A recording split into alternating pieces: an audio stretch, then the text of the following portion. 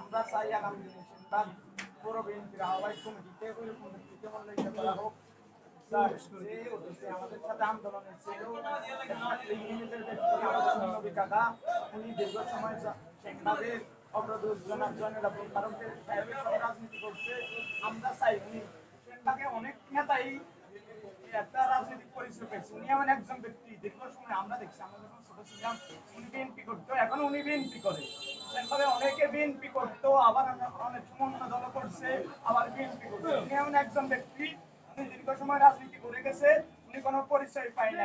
আমরা চাই সেনবাগ পৌর বিএনপির কমিটিতে উনাকে সেনবাগ পৌর বিএনপির আহ্বায়ক করা হোক, এবং যারা দীর্ঘ সময় আন্দোলন সংগ্রামে ছিল, বিশেষ করে 28 অক্টোবর থেকে 5ই আগস্ট এই সময়ে যারা আন্দোলন সংগ্রামে ছিল, উনি এমন একজন ব্যক্তি যিনি সেনবাগ পৌরসভায় টাকা না দিলে সেনবাগ পৌরসভার প্রোগ্রাম পর্যন্ত হইতো না। একটা পৌরসভা বিএনপি যদি একটা মিলাদের আয়োজন করতো, সেই মিলাদের জিরেপির টাকাটা অন্য বাচ্চা সাহেব দিত।